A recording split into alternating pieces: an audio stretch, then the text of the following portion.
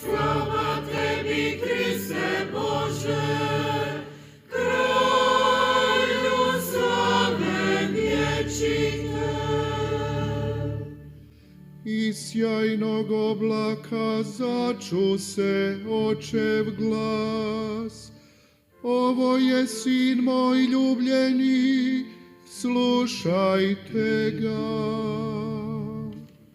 Slava tebi, Kriste Bože, kralju slave vječite. Gospodin s vama. Čitanje Svetog Evanđelja po Luki.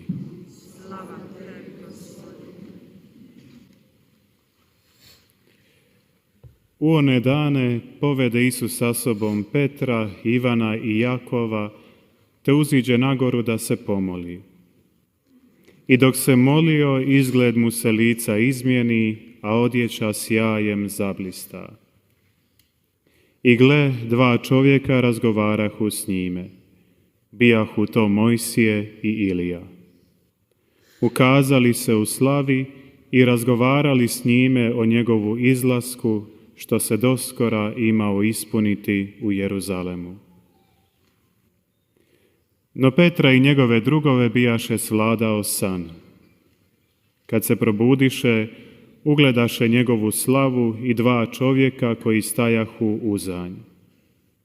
I dok su oni odlazili od njega, reče Petar Isusu: Učitelju, dobro nam je ovdje biti. Načinimo 3 sjenice, jednu tebi, jednu Mojsiju, jednu Iliji. Nije znao što govori. Dok je on to govorio, pojavi se oblak i zasjeni ih. Ušavši u oblak, oni se prestrašiše. A glas se začu iz oblaka: Ovo je sin moj, izabranik, njega slušajte. I upravo kad se začu glas, osta Isus sam.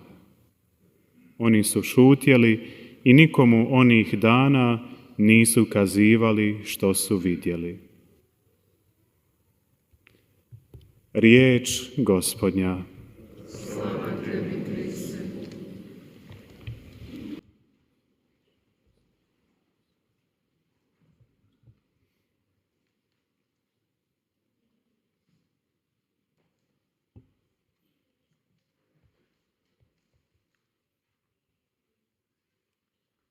사랑하는 형제자매 여러분,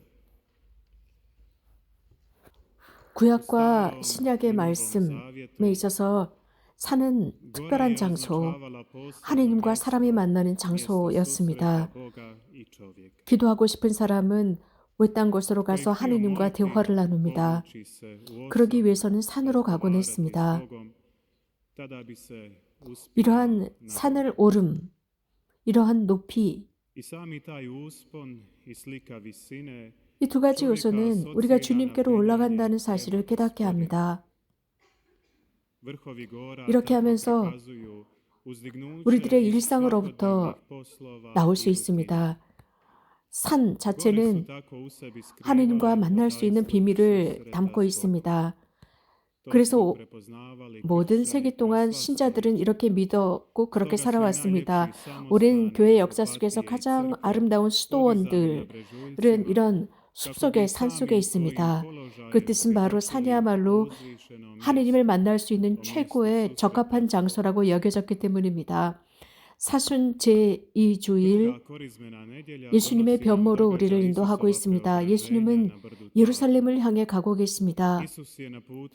이미 제자들에게 말씀하셨습니다. 그들에게 당신의 순환에 관해서 말씀하셨지만 그들은 그 말씀을 이해하지 못한 척 행동했습니다. 이것은 이상한 일이 아닙니다. 과연 누가 자신들의 스승께서 단죄를 받고 고문당하고 십자가에 달려서 죽으리라고 생각할 수 있겠습니까? 이해할 수가 없었습니다. 그러나 파스쿠아 아침 그들은 모든 것을 이해합니다. 성령을 받았을 때였습니다. 그래서 그분께서 가르쳐 주신 모든 그 진리를 깨달았습니다. 모든 성서 말씀의 진리를 깨달았습니다.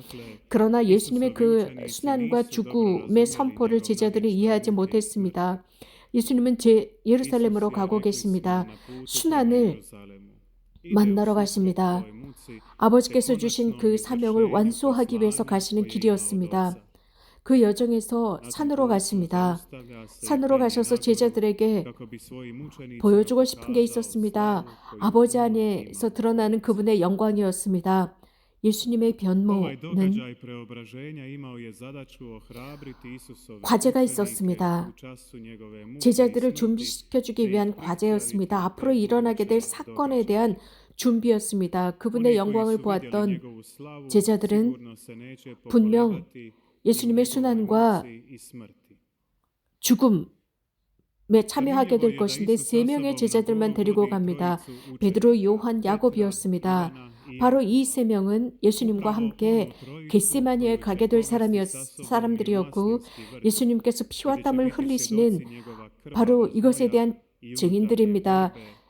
그분께서 내적인 투쟁을 하고 계시고 아버지의 뜻을 이루시기 위한 그분의 그 투쟁을 목격한 사람들이었습니다.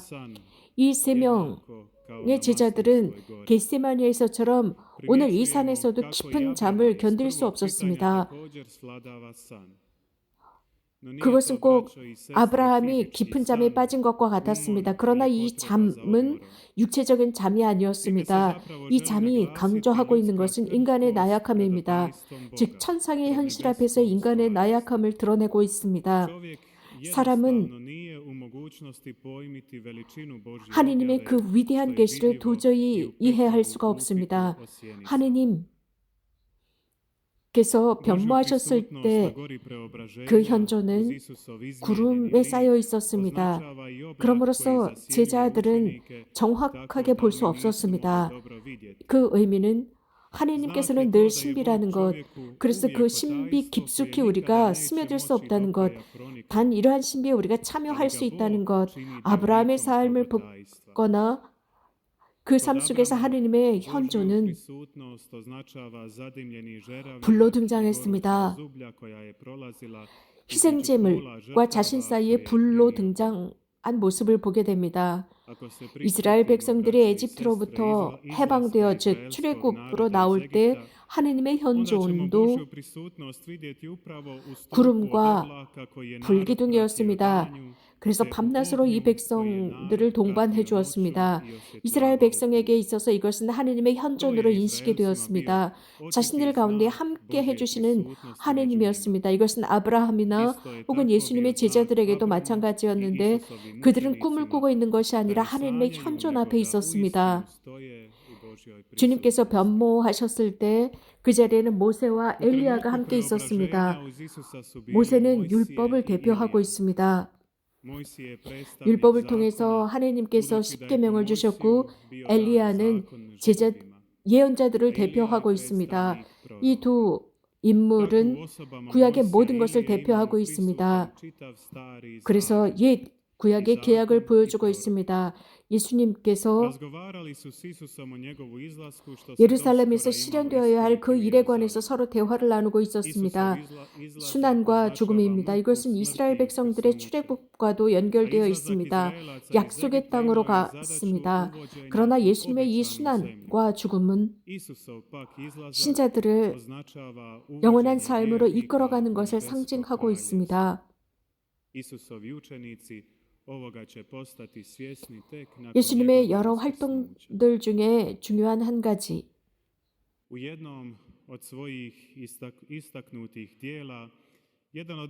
즉 예수님께서 변모하셨을 때, 즉 라파엘 화가는 이러한 예수님과 모세와 엘리야를 삼각형 구도로 그렸습니다. 그래서 그들이 예수님 앞에서 무릎을 꿇는 장면입니다. 이 삼각형의 구조는 르네상스 시대 때 완전함을 의미했습니다. 완전함이 실현되는, 구현되는 것입니다. 그래서 이 삼각형의 맨 꼭지점이 예수 그리스도가 계십니다. 그래서 작가는 예수님께서 예언자들의 모든 법을 완성하셨다는 것을 보여주고 있고 예수님은 신약과 구약의 모든 것의 조화를 이룬 완전히 완성되신 분, 당신의 여정을 완성하신 분이라는 것을 의미합니다. 우리 모두는 참으로 예수님을 따르도록 초대받았습니다. 이것은 아버지의 목소리가 그대로 우리에게 알려주고 있습니다. 이는 내가 선택한 아들이니 너희는 그의 말을 들어라. 입니다. 예수님은 당신의 말씀을 우리에게 남겨주셨습니다. 구약과 신약의 모든 말씀을 우리는 복음의 정신으로 읽어야 합니다. 기쁜 소식의 정신으로 읽어야 합니다. 그래서 교회는 모든 성사들 속에서 항상 하느님의 말씀을 선포함으로써 사람들이 그 말씀을 듣고 마음에 간직하고 실천하도록 인도하고 있습니다. 이 사순식에 우리는 이것을 기억해야 합니다. 우리들 주변에 있는 소음을 잠잠히 하고 고요함 속에서 집중해서 하느님의 말씀을 듣고 읽어야 합니다. 그러나 듣고 읽는 것으로 끝나는 것이 아니라 실천하는 것입니다. 그분의 말씀을 듣고 실천하는 사람들은 당신의 형제자매들이라고 아버지 어머니라고 예수님은 말씀하셨습니다. 당신의 말씀을 실천하는 사람은 그분과 함께 친교 안에 들어간다 하셨고 당신의 영광 중에 든다 하셨습니다. 복음에서 들은 것처럼 베드로는 자신이 무슨 말을 하는지 몰랐습니다. 예수님께서 변모하셨던 그 산의 분위기는 그 환경은 너무나 좋고 편안했습니다. 하지만 거기서 내려와야 합니다. 사람들 사이로 일상으로 내려와야 합니다. 예루살렘의 길로 가야 합니다. 천상 예루살렘으로 가면서 하느님의 말씀을 듣고 실천하면서 이러한 예수님의 변모의 경험을 매번 기억하며 실천하는 것입니다. 매번 우리가 참여하는 이 성체 성사야말로 산으로 올라가는 변모입니다. 모든 성사들이 그렇습니다. 또 미사 성제는 하느님의 산으로 올라가는 것이 아니겠습니까? 그곳에서 우리는 변모된, 즉 성변화가 된 빵과 포도주, 즉 예수 그리스도의 몸과 성혈로 변모된 것을 관상하는 순간입니다. 그렇기 때문에 우리는 이렇게 성변화가 이루어진 성혈과 성체 앞에서 신앙의 신비여라고 선포합니다. 신앙의 신비 속에서 성체 속에서 주님의 영광을 만납니다. 모든 성사들은 우리들의 본향은 천국이라고 가르칩니다. 그래서 참 길을 제시해주고 있습니다. 가장 좋은 방법은 어떻게 잘 살 것이냐, 즉 하느님을 사랑하고 이웃을 사랑하면서 천상 예루살렘으로 가는 것입니다. 매번 우리가 봉헌하는 미사 성제야말로 변모의 산입니다. 매번의 미사 성제야말로 하나의 과제입니다. 즉 우리들의 신앙의 여정을 격려해주는 과제입니다. 우리가 주님, 저희가 당신을 찾사옵니다 라고 노래할 때 우리는 그분의 모습을 우리들의 가정과 우리들의 집과 우리들의 일상 속에서 모든 성사들 속에서 찾아야 합니다. 그래서 모든 성사들 속에서 하느님을 향한 우리들의 소망을 일깨우고 그분의 영광을 소망하면서 천상에서도 어느 날인가 그분과 함께 참여하기를 바라야 합니다. 아멘.